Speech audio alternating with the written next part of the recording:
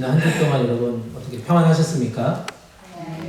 네, 여러분 얼굴 보니까 굉장히 편안한 얼굴입니다. 네, 서로 옆에 분들 보시면서 한번 인사해 볼까요? 한 주 동안 평안하셨습니까? 네, 한 주 동안 평안하셨습니까? 네. 지난주 말씀처럼 정말 내 편 되어주신 하나님 그 덕분에 늘 행복한 시간들 보내셨을 거라고 믿습니다. 그렇게 우리를 선하고 복된 길로 계속해서 인도해 주신 그 주님이 있기 때문에 우리 인생이 그렇게 힘들거나 어렵지 않다는 것을 고백합니다.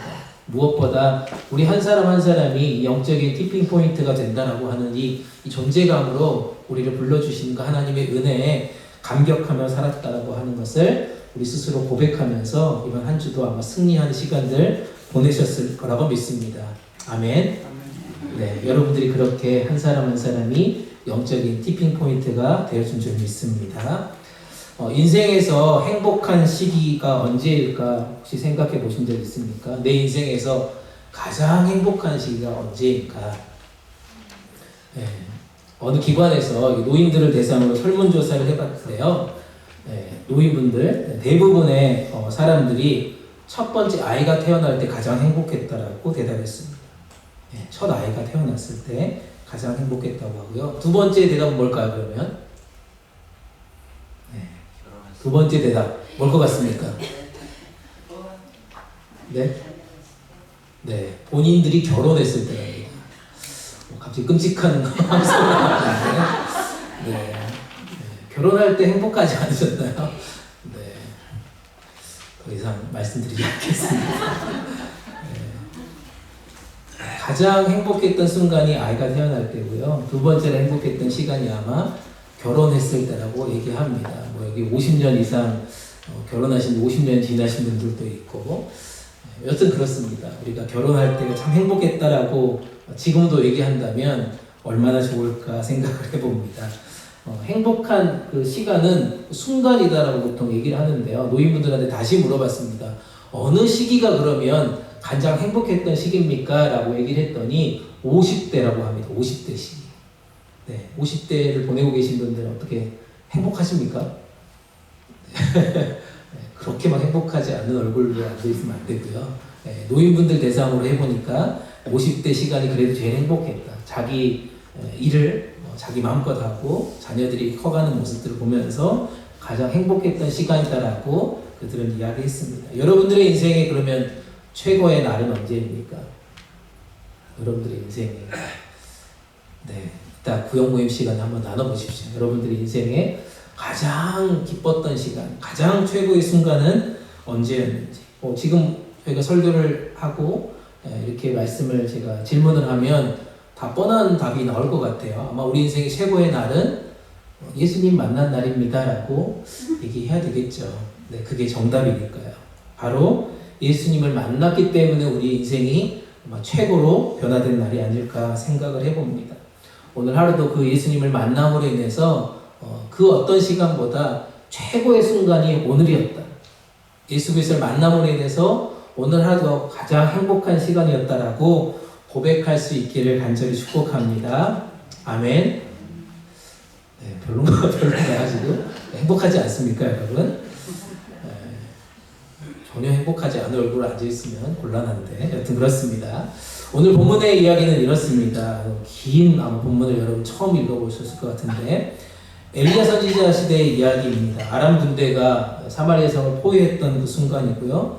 이 포위했던 그 순간이 장기화되면서 이래서 성은 피폐해졌고 백성들은 심히 굶주려 있는 상태에 지금 놓여 있습니다.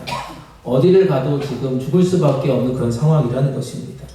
그 사실을 알게 된 오늘 등장인물인 나병 환자 4명이 죽음을 각오하고 아람 진영으로 지금 들어가는 사건들을 설명하고 있습니다. 정말 무작정 그 발걸음을 향했는데 거기에서 이상한 일을 경험하게 됩니다. 아람 진영에 가보니까 그곳에 한 사람도 없었다는 것입니다. 그 이유가 뭡니까? 하나님께서 아람 군대로 하여금 병거소리, 말소리, 큰 군대 소리를 듣게 해서 그들이 그 소리에 무서워서 장막과 나귀와 모든 것을 버려두고 도망했다라고 성경은 이야기합니다. 그래서 이 나병 환자들이 어떻게 했습니까? 그 진영에 들어가서 먹고 마시고 은금을 취하고 의복을 취하고 거기서 다 먹고 나서 또 다른 지역까지 들어가는 모습들을 보게 되어졌습니다. 그 모든 것이 16절 말씀 끝에 보면 뭐라고 되어 있었습니까? 선지자 엘리사의 예언대로 하나님께서 그 말씀대로 이루어 주셨다라고 고백하고 있습니다. 아마 하나님께서 사마리아 성을 구원하시려고 작정하신 위대한 사건이 이 나병 환자 4명을 통해서 발견되는 그런 순간이라고 우리는 말씀을 통해서 보게 되어졌습니다. 이 사건의 주인공이 나병 환자라고 해서 우리가 참 생각해 볼 문제가 있는 것 같습니다. 그들의 모습 속에 어떻게 이런 은혜를 경험하게 되었을까? 어떻게 이렇게 아름다운 소식이 있는 날로 그들을 하나님께서 사용하셔서 그 은혜를 제일 먼저 체험하게 되었을까? 우리에게도 그런 날이 있기를 간절히 축복합니다. 그 어떤 분들보다 내가 가장 먼저 하나님의 은혜를 체험한 날 되기를 간절히 축복합니다. 오늘 말씀을 통해서 우리 한 사람 한 사람이 내가 먼저 은혜 받고 이 날이 진짜 아름답고 가장 복된 날이다라고 여러분들의 입술을 통해서 고백하는 그런 시간 되기를 간절히 축복합니다. 그들의 모습 속에서 이 은혜를 그 비결을 한번 나눠보려고 합니다. 첫 번째 살펴볼 것은요, 그들의 이 은혜를 체험했던 비결이 뭐냐면 죽으면 죽으리라 하는 그 믿음으로 담대하게 일어나서 도전할 때 이 은혜를 체험하게 됐다는 것입니다. 죽으면 죽으리라 하는 그 믿음으로 담대하게 일어나서 도전했을 때 이 은혜를 체험하게 됐다는 것입니다. 오늘 본문 말씀 4절 5절 말씀인데요. 우리말 성경으로 한번 읽어보도록 하겠습니다. 함께 읽겠습니다. 시작. 그러니 항복하자. 그들이 우리를 살려주면 살 것이고 죽이면 죽을 것이다. 해질 무렵 그들이 일어나 아람 사람들의 진영으로 갔습니다. 네, 나병 환자는 여러분도 다 아시다시피 그 당시에 가장 천한 사람들이었습니다. 모두에게 무시받는 그런 자들이었습니다. 그러나 그들은 절망하고 인생을 포기하지 않았습니다. 오늘 본문 말씀에서 보니까 여기서 우리가 굶어 죽느니 아람 군대에 가서 항복하자라고 했습니다. 그들이 살려주면 우리가 살 것이고 죽으면 죽이면 죽겠구나 라는 그런 심정으로 지금 이판사판 그냥 덤벼드는 겁니다. 아마 우리가 알다시피 죽으면 죽으리라고 하는 그 에스더의 믿음의 고백이 생각나는 대목이 아닐까, 이 본문이 그렇게 연결됩니다. 이것이 저는 믿음이다라고 생각이 됩니다. 1%라고 하는 이 가능성, 그 가능성만 있다면 한번 도전해 보는 것, 이것이 아마 믿음이 아닐까요? 우리가 지레 겁먹고 포기하는 것보다 훨씬 낫다는 겁니다. 어차피 앉아서 죽을 거.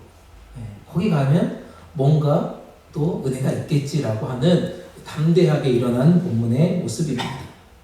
그들은 하나님의 말씀을 듣고 불신했던 이스라엘 왕, 신하들의 모습과 너무 다른 모습이었습니다. 이 나병 환자들은 엘리사를 만난 적도 없습니다. 보지도 못했습니다.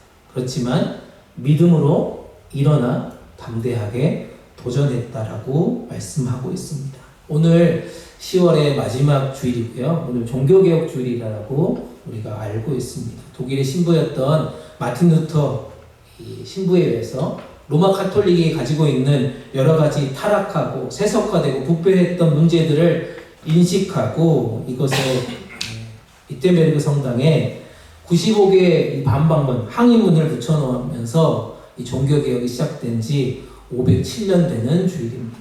그것을 기념하는 주일로 우리가 지키고 있습니다. 종교개혁이 여러분 뭡니까? 종교개혁의 여러분 슬로건이 혹시 뭔지 아십니까? 오직 믿음으로, 오직 성경으로, 오직 은혜로 라고 하는 이 세 개의 귀한 도전의 메시지로 그는 종교개혁의 슬로건을 외쳤습니다. 오직 의인은 믿음으로 말미암아 살리라 하고 하는 그 말씀처럼 우리가 믿음 안에서 사는 사람들이 지금 돼야 한다는 것입니다. 그 본문의 말씀을 우리가 잊지 말아야 한다는 것입니다. 우리는 오직 믿음으로 말미암아 사는 사람들입니다. 우리가 지레 겁먹고 포기하고 앉아있는 것이 아니라 일단 부닥쳐 보는 거예요. 1%의 가능성만이라도 있다면 과감하게 믿음으로 담대하게 일어나는 것입니다. 우리에게 그런 믿음이 있으십니까? 여러분들에게 그런 믿음이 있으세요? 그것은 바로 하나님을 믿는, 하나님의 능력을 믿는 것입니다. 하나님의 능력을 믿고 바라보는 것이다 라고 말씀드리고 싶습니다. 그게 바로 믿음이 아니겠습니까? 우리가 이 자리에 있는 것은, 우리가 함께 예배하는 것은 하나님의 능력을 믿는 겁니다. 하나님의 능력을 끝까지 바라보는 것입니다. 고린도후서 4장 7절에서 9절 말씀에 이렇게 사도 바울은 고백합니다. 고린도후서 4장 7절에서 9절입니다. 함께 읽겠습니다. 시작. 그것은 이 엄청난 능력이 하나님에게서 나오는 것이지 우리에게서 나오는 것이 아님을 드러내시려고 하는 것입니다. 우리는 여러 가지 환난을 당해도 공경에 빠지지 않으며 난처한 일을 당해도 절망에 빠지지 않으며 박해를 당해도 버림을 받지 않으며 거꾸러뜨림을 당해도 망하지 않습니다. 아멘. 이게 하나님의 능력이 우리 가운데 있는 것을 믿으면 가능하다라고 얘기하고 있습니다. 우리는 연약합니다. 우리 한 사람 한 사람은 부족합니다. 하지만 하나님은 능력이 많으신 분이십니다. 하나님의 능력은 위대하십니다. 그렇기 때문에 우리가 하나님을 어떻게 해야 돼요? 꽉 붙잡고 전진해야 합니다. 주님 중심으로 살기만 하면 엄청난 은혜와 능력이 강물처럼 우리 가운데 흘러넘치게 될 줄 믿습니다. 사랑하는 여러분, 우리 가운데 어려움과 문제와 고통과 괴로움이 여러분 한 사람 한 사람을 계속해서 둘러쌀지라도 그 현상을 바라보지 말라는 것입니다. 믿음으로 일어나라는 것입니다. 주님의 행하실 것들을 바라보라는 말씀입니다. 우리가 이 종교개혁주의를 맞이하여서 우리 안에 있는 믿음을 다시 한번 새롭게 다짐하는 시간들 되기를 간절히 축복합니다. 나에게 믿음이 있는가? 하나님의 능력을 믿는 믿음이 있는가? 아름답고 복된 이날에 그 믿음의 각오를 새롭게 결단하는 시간들 되기를 축복합니다. 그래서 여러분들이 담대하게 다시 일어나십시오. 아까 집사님 기도하셨던 것처럼 우리 교회가 이곳에 세운 이유가 뭘까요? 하나님께서 우리 교회를 세우신 목적이 무엇일까요? 우리가 잠잠히 여기서 앉아있으라고 얘기하는 거 아닙니다. 담대히 일어나라는 겁니다. 믿음으로 전진해 나가라는 겁니다. 담대하게 외치라는 겁니다. 그럴 때 하나님의 은혜가 우리 가운데 넘쳐나는 것들을 보게 되어집니다. 우리의 삶에 허락하신 이 놀라운 축복, 아름답고 복된 소식들이 우리의 인생 가운데, 우리 교회 공동체 가운데 항상 넘쳐나기를 주님의 이름으로 축복합니다. 아멘. 두 번째로 살펴볼 것은요, 이 복음의 증인으로서 기쁜 소식을 전하지 않으면 견딜 수 없는 마음을 주셨다는 것입니다. 복음의 증인됨으로써 기쁜 소식을 전하지 않으면 안 되는, 견딜 수 없는 마음을 그들 가운데 주셨다는 사실입니다. 9절 말씀입니다. 오늘 본문 말씀 9절 말씀입니다. 함께 읽겠습니다. 시작. 나병 환자들이 그 친구에게 서로 말하되 우리가 이렇게 해서는 아니 되겠도다. 오늘은 아름다운 소식이 있는 날이거늘 우리가 침묵하고 있도다. 만일 밝은 아침까지 기다리면 벌이 우리에게 미칠지니 이제 떠나 왕궁에 가서 알리자 하고. 아멘. 나병 환자들이요, 아람 군대가 떠나고 남겨놓은 음식들을 허겁지겁 먹었습니다. 얼마나 배고팠을까요? 정신없이 먹었을 거예요. 닥친 대로 먹었고, 은금을 다 취하고 의복을 취해서 그렇게 막 행복하게 보내고, 또 말씀 보니까 다른 진영까지 들어가서 그 행동을 하는 그 순간 깨닫는 하나의 진리를 발견하게 됩니다. 오늘 본문의 말씀처럼 그 누구도 이들의 사정을 돌보아준 적이 없다 할지라도 이 기쁜 소식을 먼저 알게 된 증인으로서 이 좋은 소식을 자기들만 그냥 누리며 지내는 것이 어쩌면 큰 잘못이겠구나라는 깨달음을 그들이 고백하고 있다는 사실입니다. 아침이 되기 전에 이 소식을 전하지 않으면 어떻게 될 거라고요? 자신들에게 아마도 벌이 내릴 거다라고 하는 아주 끔찍한 이야기를 지금 하고 있습니다. 그들의 위기의식이 그들을 계속해서 압박하는 것을 말씀을 통해서 그들은 고백합니다. 그래서 그들은 어떻게 합니까? 지체하지 않고 캄캄한 밤길을 다시 달려서 서둘러서 성문으로 나아가는 것들을 보게 되어집니다. 사랑하는 여러분, 우리 가운데 구원의 기쁨이 있으십니까? 구원의 감격이 있으십니까? 구원의 기쁨을 확실히 누리는 방법이 뭔지 아세요? 네, 파워포인트 나와 있죠? 구원의 역사에 등장하는 수고를 감당해야 한다는 것입니다. 내가 지금 구원의 기쁨의 감격이 우리 가운데 있다면, 내가 그렇게 그 감격 가운데 살아간다면 구원의 역사에 동참하는 수고를 즐겁게 감사하며 감당해야 할 것입니다. 누가복음 14장 21절 말씀입니다. 누가복음 14장 21절 말씀 한 목소리 읽습니다. 시작. 종이 돌아와 주인에게 그대로 보아니 이에 집주인이 노하여 그 종에게 이르되 빨리 시내의 거리와 골목으로 나가서 가난한 자들과 몸 불편한 자들과 맹인들과 정은 자들을 데려오라 하니라. 아멘. 본문의 말씀은 그렇게 얘기합니다. 빨리 가서 데려오라라고 말씀하고 있습니다. 하나님은 마지막 시대를 살아가는 우리들 가운데 한 영혼이라도 더 기쁨의 소식을 듣기 원하신다는 말씀입니다. 우리들을 넓은 길로 보내는 것입니다. 또 좁은 길로 보내는 것입니다. 사람들이 많이 있는 곳으로 보냅니다. 찾기 힘든 곳까지도 보낸다는 것입니다.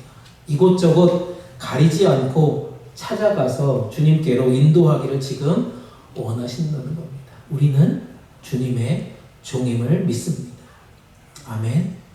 주인은 지금 우리 가운데 빨리 가서 데려오라라고 말씀하고 있습니다. 어떤 분은 전도에 저는 능력이 없습니다. 전도에 전혀 저는 달란트가 없습니다라고 얘기하고 있습니다. 그렇습니까, 여러분? 전도는 특별한 사명과 은사를 받은 사람들에게만 맡겨진 것이 아니라는 사실입니다. 구원받은 우리 모두가 당연히 감당해야 되는 수고라고 주님은 말씀하고 있습니다. 그게 우리의 본분이라고 말하고 있습니다. 전도는 재능의 문제가 아닙니다. 저는 마음의 문제라고 생각이 됩니다. 전도는 재능의 문제가 아니에요. 마음의 문제예요. 이 자리가 이렇게 비어 있는데 우리는 지금 뭘 추구하면서 살아가고 계십니까?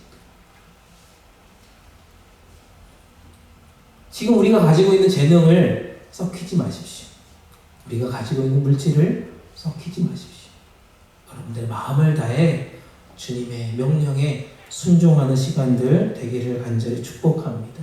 하나님은 나병 환자를 통해서라도 이 아름다운 소식을 전하고 싶었다는 사실입니다. 우리는 사실 멀쩡합니다. 가진 것도 많습니다. 우리가 이 애틀란타에 오래 살아왔습니다. 그러므로 나는 힘이 없다, 재능이 없다 라고 하지 마십시오. 우리 하나님은 연약한 자들을 들어서 사용하시는 그런 놀라운 하나님이심을 이 시간 믿으시기 바랍니다. 우리의 모습은 참 부족하고 연약합니다. 하지만 그럼에도 불구하고 우리 공동체를 하나님께서 거룩하게 사용하셔서요, 하나님의 위대한 구원의 역사를 이루어 가실 줄 믿습니다. 우리 교회를 부흥케 하시고요, 하나님의 나라를 확장해 주실 거라고 저는 확신히 믿습니다. 우리를 통하여서요 행하실 일들 한번 기대해 봅시다. 우리 한 사람 한 사람을 통해서요 행하실 일들을 지금 기대해 봅시다. 그렇다면 지금 이 시간 여러분들에게 다시 한번 복음 전도의 열정을 하나님 나에게도 허락하여 주시옵소서. 그리고 너가 나가라. 너가 복음을 전해라 라고 하는 그 주님의 음성에 이 시간 아멘으로 순종하면서 나아갈 수 있는 그런 복된 성도님들 되시기를 간절히 축복합니다. 아멘. 아멘. 아멘. 마지막으로 살펴볼 것은요, 이 아름다운 소식은요, 전파하면 전파할수록 널리 널리 퍼지고요, 더욱 커지게 됨을 보게 됩니다. 이 아름다운 소식을 전파하면 전파할수록 더 널리 퍼지고 더욱 커지게 되는 역사를 보게 됩니다. 오늘 본문 말씀 10절, 11절, 12절, 16절 이제 깁니다. 한 절씩 제가 앞부분만 따왔습니다. 한번 읽어보겠습니다. 시작. 그리하여 나병 환자들은 가서 성문지기들을 큰 소리로 부르며 말했습니다. 성문지기들은 이 소식을 큰 소리로 외쳤고 왕궁에도 보고했습니다.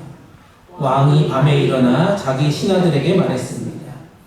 그러자 백성들이 밖으로 나가 아람 사람들의 진영에서 물건을 약탈했습니다. 여호와께서 말씀하신 대로였습니다. 아멘. 네, 이게 오늘 본문의 결론입니다. 아름다운 소식은요, 전하면 전해질수록 더 커진다는 것입니다. 더 많은 사람들에게 기쁨이 되는 것을 보게 된다는 것입니다. 이 나병 환자들이요, 지체하지 않고 성문에 가서 성문지기에게 그 소식을 지금 전했습니다. 그들의 역할은 여기까지입니다. 여기서 자기 할 일을 다 했다는 것입니다. 그리고 나서 어떻게 됐습니까? 성문지기들이 왕궁에 있는 자들에게 큰 소리로, 큰 목소리로 외쳤다는 것입니다. 그 소식은 그냥 거기서 끝나는 것이 아니고요, 왕이 사실을 듣게 되었다는 것입니다. 잠자던 왕이 일어나서요, 신하들을 모읍니다. 과연 그러한가 많은 절차들을 거치게 됩니다. 그리고 16절 말씀에서 결국 아람 군대가 떠나는 것이 확실해졌을 때 백성들이 이제 다 나가서 아람 진영에서 먹을 것을 취하는 것을 보게 됩니다.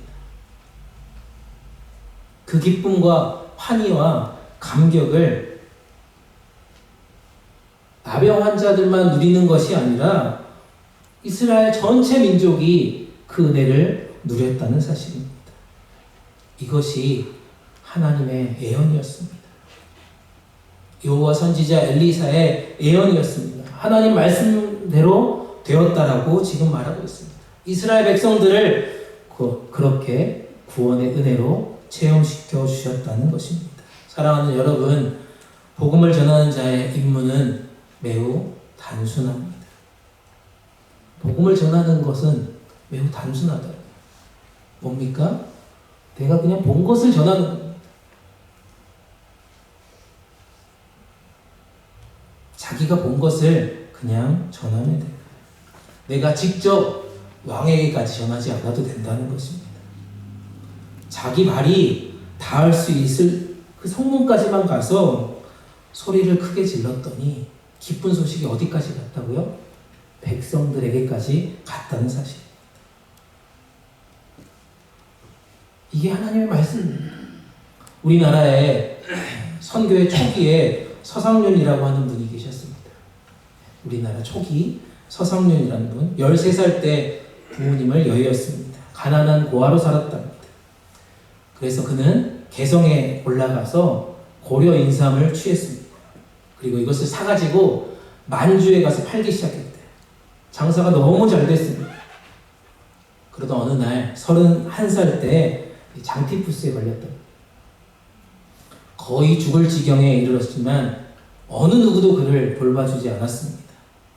돈이 있을 때는 그렇게 자기를 열심히 따랐던 수많은 사람들이 이제는 거들떠보지도 않았다는 것입니다. 그때 맥킨타이어라고 하는 선교사님이 그를 지극정성으로 돌봐주었습니다.